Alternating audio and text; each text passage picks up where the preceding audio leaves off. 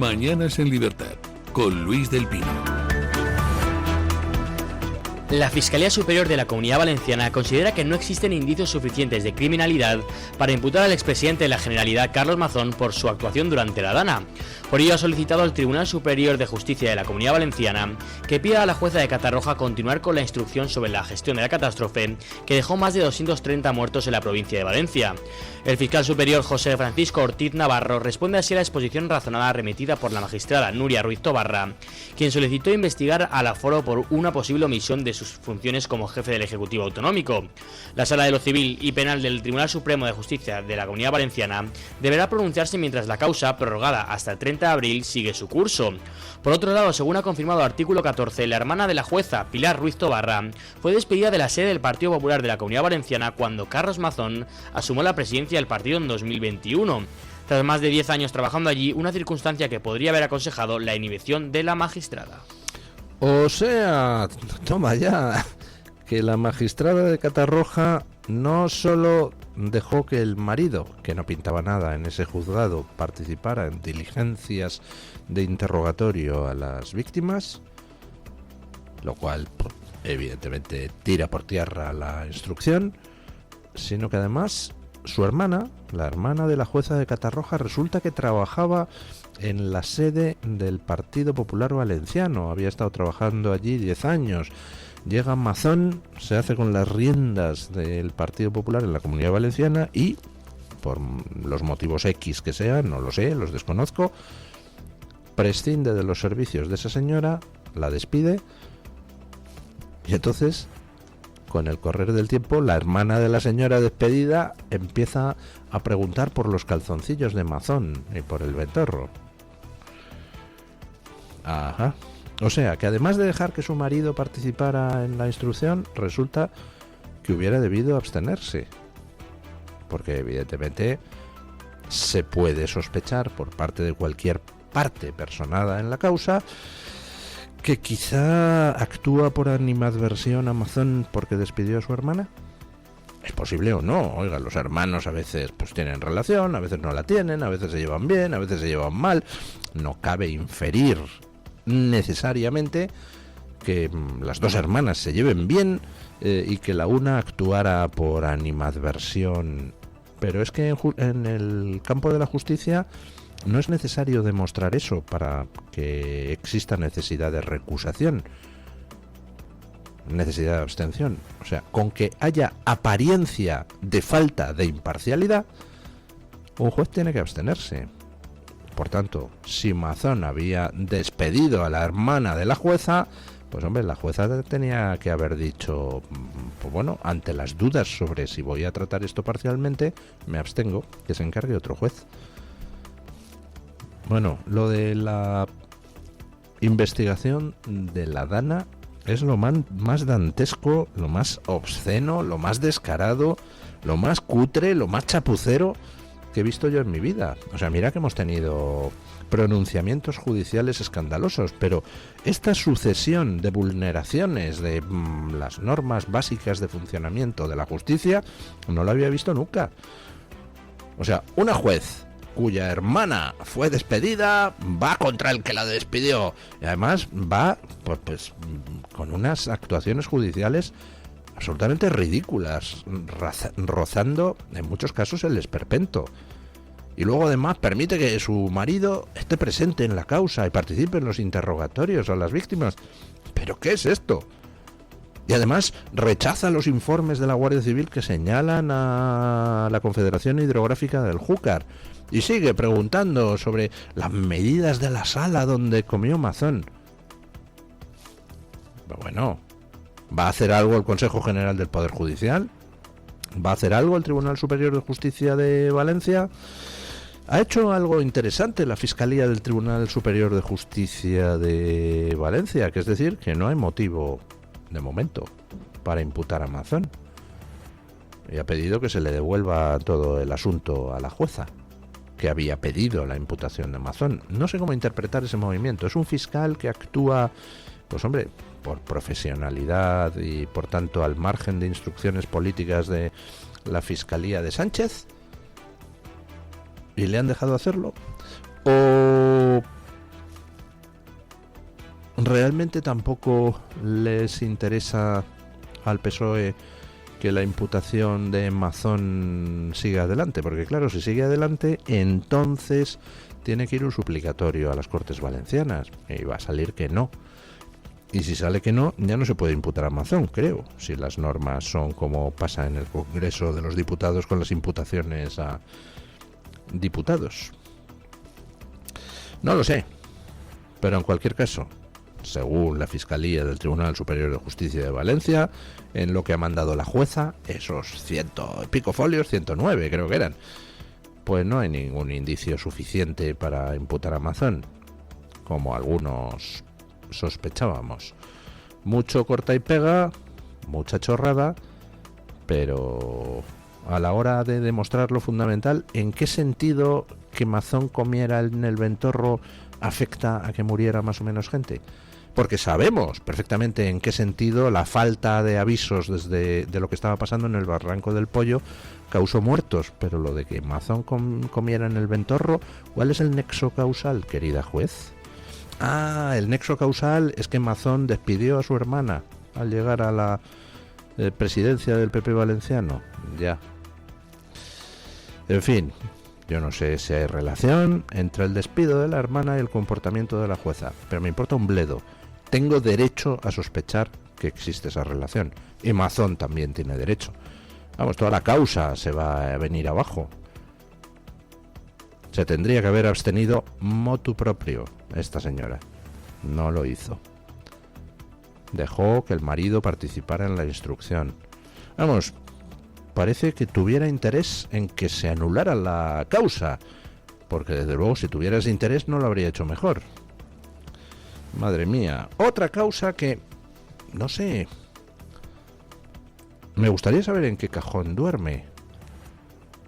Red Eléctrica. La investigación contra el gobierno y contra los responsables de Red Eléctrica por haber provocado el apagón en el que murieron, pues, al menos 15 personas.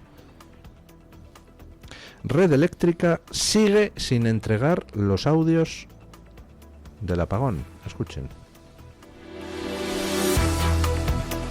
Las comunicaciones entre las compañías eléctricas y el operador del sistema durante el apagón que dejó sin suministro a España durante cerca de 10 horas el pasado 28 de abril siguen fuera del alcance de los investigadores europeos. Según fuentes del sector energético, Red Eléctrica de España no ha remitido esas grabaciones a ENSOE, la red europea de gestores de transporte eléctrico, que elabora un informe sobre lo ocurrido. El contenido de esas conversaciones se considera en el sector clave para reconstruir con precisión el incidente eléctrico que afectó a España y Portugal. No obstante, el gestor del sistema no ha confirmado si esa documentación ha sido enviada a los investigadores europeos. Preguntadas por este asunto, fuentes oficiales de Red Eléctrica de España han declinado hacer comentarios. Sin embargo, fuentes autorizadas del sector señalan a The Objective que el operador del sistema habría optado por no remitir esos audios al considerar que su contenido afecta a terceros, en alusión a las compañías eléctricas que intercambiaron información con el gestor de la red durante las horas más críticas del incidente. O sea que está el Partido Socialista, porque la presidenta de Red Eléctrica es Partido Socialista, no sé si es afiliada o no es afiliada, pero desde luego algún cargo ministerial ha ocupado con Sánchez. Sigue el Partido Socialista ocultando los audios del apagón. Les refresco la memoria. ¿Recuerdan ustedes lo que pasó desde el minuto 1 en el apagón? Que primero intentaron decir que eran hackers rusos los que habían tirado la red española abajo. ¿Recuerdan ustedes? No, esto ha sido una intrusión informática. Por supuesto, era mentira. Sabían perfectamente lo que había pasado, porque en los días anteriores, como luego supimos, ya había habido avisos de ojo, que estamos aumentando tanto la proporción de renovables que la red está entrando en inestabilidad. Sabían lo que había ocurrido, pero la primera reacción es... ¡Hala! A ver, ¿dónde podemos echar balones fuera? ¡Al tiempo! Hackers rusos. Después de eso, intentaron echar la culpa a las eléctricas.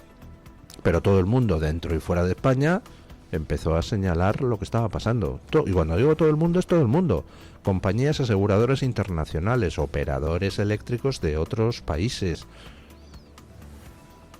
comisiones de estas de seguimiento de lo que pasa en el mundo eléctrico, periódicos y medios especializados en el mundo de la energía, todos empezaron a señalar. El problema es que habéis elevado tanto la proporción de renovables que no cuentan con los mecanismos de control que sí tienen las energías tradicionales, que habéis hecho que la red entrara en inestabilidad, tirando abajo toda la red en España, toda la red en Portugal y en Francia durante un corto tiempo una parte de la red, y porque los franceses desconectaron, que si no les tiramos abajo toda la red europea.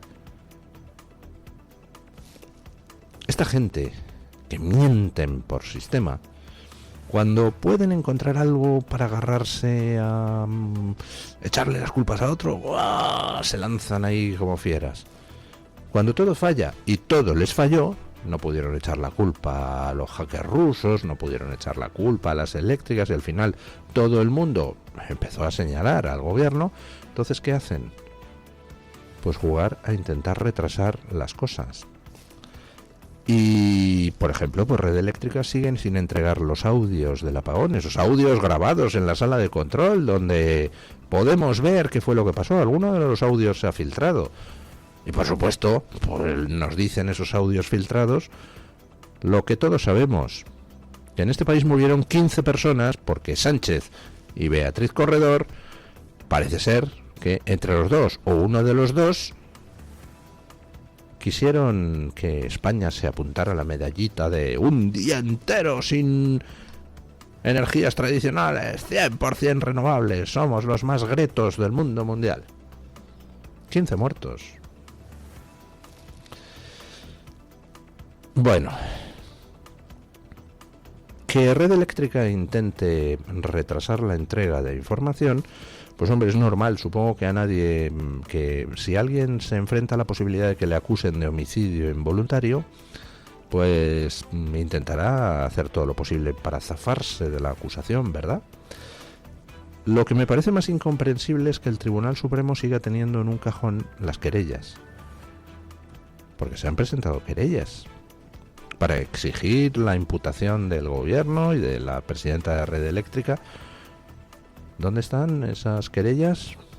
¿Se ha limpiado algún señor magistrado en el Supremo el traserillo con ellas? ¿Las ha guardado bajo llave para que nadie tenga la tentación de investigar el asunto? ¿Qué está pasando con eso? ¿Nos podría decir el Supremo? ¿Ha caído en manos de algún juez concreto del Supremo, que sea de los puestos por el PSOE y que ahora pues intenta paralizar la causa? ¿Qué está sucediendo? Bueno, hoy preguntamos en la encuesta que hacemos a la audiencia si nos pueden ustedes aclarar cuál es la postura del PP en la guerra de Irán. Porque ayer Rueda, el jefe de el PP gallego, pues salió a cargar contra Ayuso, jefa del PP madrileño, a cuenta de la guerra de Irán.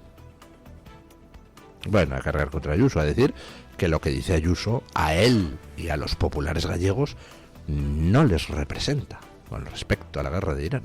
Escuchen. El presidente popular de la Junta de Galicia, Alfonso Rueda, ha asegurado que la postura de su homóloga en la Comunidad de Madrid, Isabel Díaz Ayuso, no refleja la posición del PP gallego.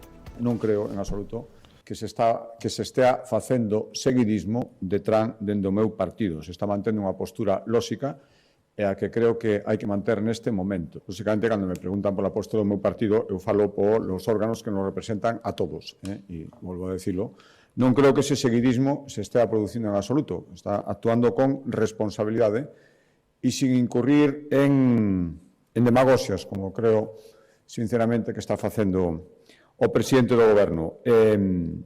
Xa o que fagan persoas concretas terán que responder cada persoa concreta. Terá que tería moito sentido ensuiciar o que fai persoas determinadas que non nos representan a todos, representan, bueno, pois o seu ámbito ou dende logo non o que podamos pensar no Partido Popular de Galicia.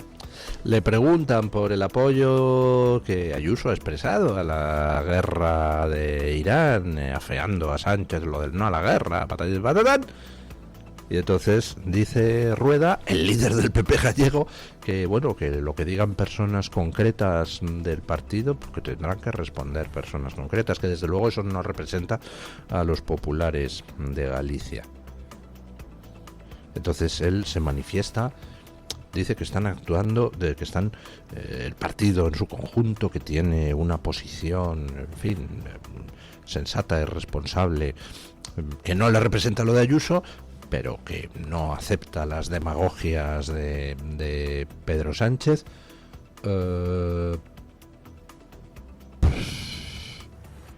No sé, ¿qué quiere decir eso?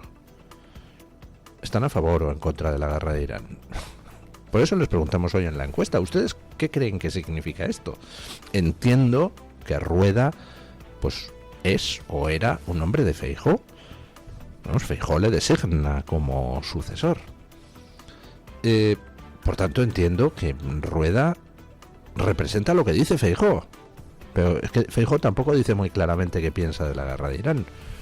Entonces tenemos a Ayuso a favor, a Rueda que dice que no, que él eso de la favor no le representa, pero tampoco le representa el no a la guerra de Sánchez. ¿Qué demonios representa al PP en la guerra de Irán?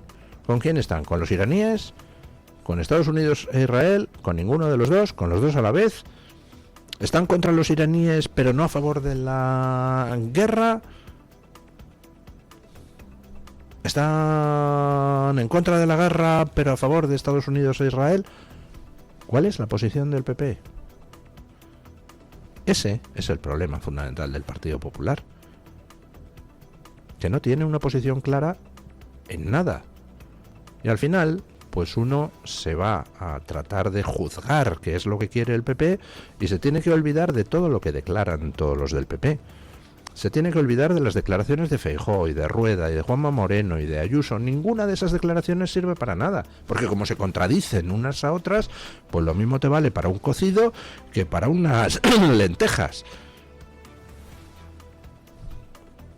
¿Cómo hay que juzgar al PP? Pues por sus acciones. Es lo único. Cuando las palabras se contradicen, lo único que nos queda para juzgar a alguien es recurrir a sus acciones. ¿Y dónde está el PP en estos momentos en torno a la guerra de Irak? Pues, perdón, de Irán. Pues me temo que en este caso tampoco tenemos acciones a las que recurrir. ¿O sí? Acciones del PP no. No ha hecho nada a favor ni contra de la guerra de Irán. Ni a favor ni en contra del régimen iraní. No.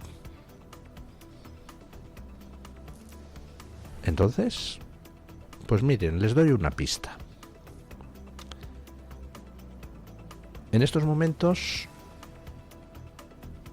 tanto Merz, el canciller alemán, como Ursula von der Leyen, luego lo comentaremos, se han posicionado a favor de la guerra, en apoyo a Estados Unidos e Israel. Y les recuerdo que Merz y Ursula son Partido Popular Europeo. Por tanto, supongo que en esto Feijóo estará con sus socios del Partido Popular Europeo. Espero, supongo, no lo sé, estoy elucubrando. Lo que pasa es que el PP en España tampoco tiene las suficientes agallas como para decirlo abiertamente. Luego se preguntan que por qué sube Vox. Pues miren, muy sencillo.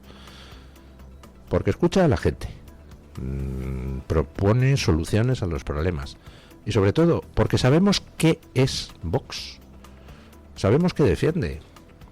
Vox está claramente en favor de Estados Unidos e Israel y contra Irán. Nadie, ninguno, tenemos ninguna duda al respecto. No lo pueden dejar más claro todos los días. Bueno, pues ¿qué quieren que les diga? A la gente le gusta saber qué es lo que opina cada uno. Luego podrás estar de acuerdo o no, y a lo mejor pues escuchas a Vox y decir, pues que están a favor de acabar con el régimen de los ayatolás cuanto antes, y escuchas eso y dices, pues no me gusta esto que dice, pero desde luego no tienes dudas de lo que está defendiendo Vox. ¿Te puede gustar o no? Pero está claro, what you see is what you get. Lo que ves es lo que obtienes. Con el PP, pues no sé, votas al PP y lo mismo estás votando sí a la guerra, que no a la guerra, que sí a la guerra con condiciones, o que no a ninguna guerra, o que viva la paz mundial. No lo sabes, porque como cada uno dice una cosa y ninguno se pronuncia claramente, pues, de verdad, eso no es serio, queridos señores del PP. Podrían, por una vez en su vida, pues no sé, poner los pies en el suelo y hablarle a la gente como si la gente fuera adulta, porque es que lo es. ¿Qué tal si dejan de funcionar con esa dinámica de no, nosotros, los políticos, somos los que sabemos y encerrados en un despacho ya decidiremos cuando toque, si es que tenemos que decidir, si estamos a favor o en contra de la guerra? Dios, no sé, ¿no os dais cuenta de que eso ha dejado de funcionar? ¿No os dais cuenta de que la gente está harta de ese tipo de cosas y por eso crecen los partidos que están contra este sistema que nos ha llevado a la ruina? En fin, bueno, hay una jeta por ahí que ahora vive estupendamente de haber postureado durante un tiempo de que defendía a las mujeres, y la verdad es que es triste que haya habido tanta gente en este país que se haya tragado el discurso. Me refiero a Irene Montero, que es una jeta y además es malvada, porque es de las que sabe perfectamente lo que está haciendo y lo hace. Sabían con la ley del solo sí es sí que iban a rebajar penas a violadores y que violadores de mujeres, pederastas, psicópatas sexuales iban a salir anticipadamente de la cárcel. Lo sabían que ese era el efecto y primero lo negaron cuando les avisaron, por ejemplo, desde el Consejo General del Poder Judicial, oye, que esto que habéis redactado tiene este efecto. Machismo judicial. Luego, cuando empiezan las sentencias beneficiando a violadores, siguieron negándolo con todo el morro. Bueno, pues con el tema de las leyes trans y la utilización para su propio beneficio por parte de gente que emplearía los cambios de sexo para tratar de tener un mejor trato por parte de la justicia o de las autoridades penitenciarias, también fue negado por Irene Montero. Mentira, no hay ningún caso de nadie que se haya cambiado de sexo para, por ejemplo, que le trasladen de cárcel, o por ejemplo, para que no le apliquen las agravantes de las leyes de género. Nada. Todo era mentira de los fachamedios. Bueno, pues hasta el momento más de 100 agresores y delincuentes, agresores sexuales y delincuentes, han cambiado de sexo. Escuchen. Salen a la luz más de un centenar de casos de agresores y delincuentes que cambiaron su sexo registral tras la entrada en vigor de la llamada Ley Trans. Una resolución del portal de transparencia facilitada el debate, fechada el 19 de febrero de 2024, señalaba que en el primer año de aplicación de la norma se registraron 5.139 cambios de sexo en los registros civiles durante 2023, 4 veces más que en 2022. 2 años después, la organización Alianza contra el Borrado de las Mujeres volvió a solicitar esos datos, pero desde Transparencia les comunicaron que no existe una sistematización en la recogida de esta información. Pese a ello, la asociación asegura haber reunido más de 100 casos vinculados a los efectos de la norma impulsada por la exministra Irene Montero, entre ellos el de Canadi, un sevillano que en 2023 cambió su sexo registral cuando debía cumplir 15 meses de prisión por maltratar a su expareja. Según la organización, la cifra real podría ser mayor, ya que solo se han contabilizado los casos que han trascendido en los medios de comunicación. O sea, la Alianza contra el Borrado de las Mujeres, un grupo feminista clásico opuesto a todos los delirios trans, ha logrado reunir más de 100 ejemplos de agresores, maltratadores, delincuentes sexuales que han cambiado de sexo registral, beneficiándose en algunos casos pues de clarísimas ventajas, como por ejemplo eso, que no te puedan aplicar las leyes de género, porque las leyes de género resulta que castigan el que un hombre maltrate a una mujer, no el que una mujer maltrate a un hombre, no el que una mujer maltrate a una mujer, no el que un hombre maltrate a un hombre, a una pareja hombre. No, esos otros casos no. Solo el caso de que hombre maltrata a mujer pareja suya. Y entonces resulta que si el hombre se cambia de sexo, entonces ya no se le aplica esas leyes de género, ya entra por la vía normal por la que entraría cualquier otra agresión. Y en cuanto a violadores, pues hombre, tenemos algún caso notable y siniestro de uno que violó, torturó y mató a su prima y después, cuando en mitad del juicio se declara mujer y al final, pues claro, ¿a dónde le envías? Si se declara mujer, no tienes más remedio que enviarle a una cárcel de mujeres. Porque poner en cuestión lo que uno dice que es, según su sexo registral, pues encima te puede caer una multa. Te llega un tío con barba, bíceps, en fin, una voz así de barítono y te dice, soy una señora, y como se te ocurra ponerlo en duda, pues entonces encima te pueden multar. Con lo cual, más de 100 beneficiados por la ley asquerosa, otra ley asquerosa, de la repugnante Irene Montero. Qué bien, ¿no? ¿Cuánto le tienen que agradecer las mujeres a Irene Montero? Las ha destrozado. Empezó con la farsa aquella de sola y borracha, quiero llegar a casa, y ahora gracias a Irene Montero, pues ya no pueden llegar ni solas y borrachas, ni solas y sobrias, porque las violan antes de llegar. Y ya en algunos casos ni solas y acompañadas, porque encima son manadas de gente las que las atacan. En fin, vamos con don Francisco Carrera para que nos cuente qué trae hoy la Gaceta en portada. Buenos días, don Francisco. Sí, ¿qué tal? Muy buenos días y saludos a los oyentes de Mañanas de Libertad. Este martes en la Gaceta llevamos un montón de asuntos. Un día más estamos muy pendientes de lo que está ocurriendo en Irán. Ya saben que pueden consultar la última hora, por supuesto, en gaceta.es. Pero además de esta cobertura de la crisis de Irán, les vamos a contar que el gobierno pagó más de 740.000 euros en enero y febrero para trasladar casi 2.500 inmigrantes ilegales de Canarias a la península. La mayoría de los traslados fueron coordinados por ACCEM y la Cruz Roja. Es una información, una noticia que firma nuestro compañero Rubén Pulido. También es noticia que Vox y Patriotas logran que el Parlamento Europeo siente las bases para las deportaciones masivas y la remigración. Dicen que es un gran paso. Seguimos en el continente. El canciller Merz, el canciller alemán, vuelve a criminalizar a Alternativa por Alemania y señala que mantendrá su coalición con los socialistas. Asegura que no va a buscar otra mayoría. Pueden leer todos los detalles, por supuesto, en nuestro periódico. Cruzamos ahora el continente, nos vamos hasta Estados Unidos. La administración Trump señala a la filial de Hermanos Musulmanes en Sudán y prepara su designación como organización terrorista.